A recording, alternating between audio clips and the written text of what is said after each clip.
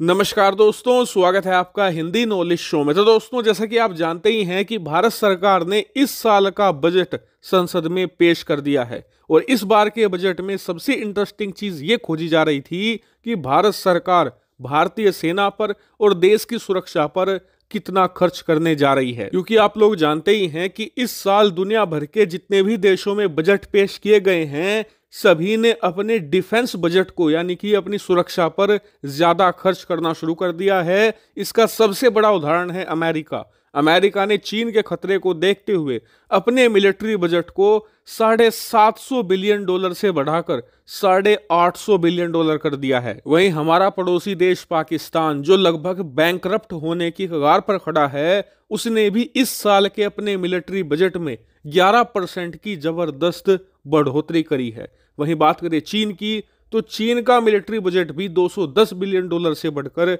$230 billion के आसपास पहुंच चुका है। वहीं दुनिया भर के एक्सपर्ट ये कहते हैं कि चीन जितना दिखा रहा है वो उससे ज्यादा खर्च करता है, क्योंकि चीन अपनी हर एक चीज को छुपाना चाहता है ताकि दुनिया भर के देश उसके मिलिट्री बजट को देखकर डर ना जाएं और उस पर शक ना करना शुरू कर दे। इसीलिए वो डाउन प्ले करने की कोशिश करता है।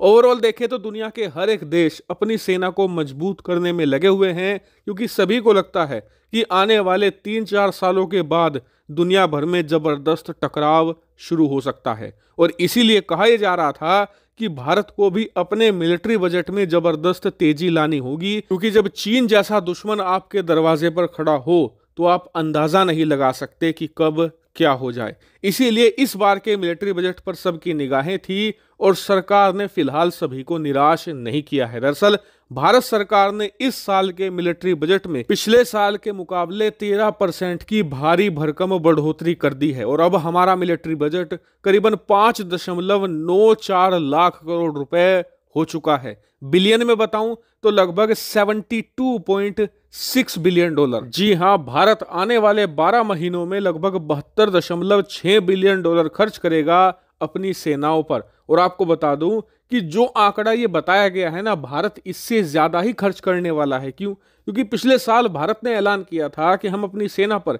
$67 बिलियन यानी कि $67 अरब खर्च करेंगे, लेकिन फिर चीन और पाकिस्तान की सीमा पर तनाव बढ़ता गया तो भारत ने अपनी तीनों सेनाओं के लिए इमरजेंसी फंड का भी ऐलान किया था। अतिरिक्त पैसे उन्हें दिए गए थे, इसीलिए ये मिलिट्री बजट बढ़ गया था। और इस बार भी कहा जा रहा है कि जैसे चीन और पाकिस्तान में हालात हैं, ऐसी स्थिति में वहां की सेना और सरकार अपने लोगों का परेशानियों से ध्यान हटाने के लिए भारत को टारगेट कर सकती हैं, भारतीय सीमा पर तनाव बढ़ाकर सबका ध्यान वहीं पर आकर्षित कर सकती हैं।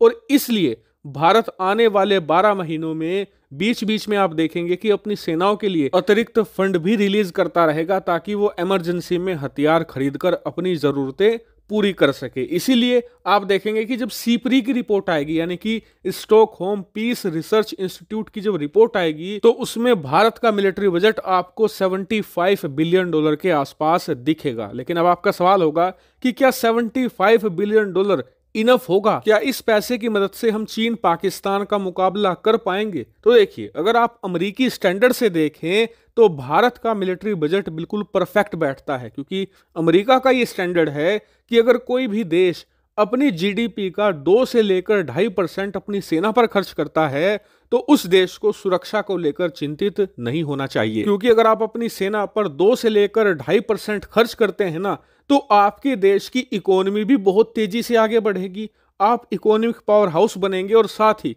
आपकी जो मिलिट्री है वो भी बहुत अच्छी तरीके से मजबूत हो जाएगी। और अगर आप इस एंगल से देखें तो भारत ने बिल्कुल सही बजट पेश किया है, क्योंकि भारत की टोटल जीडीपी है $3.5 ट्रिलियन।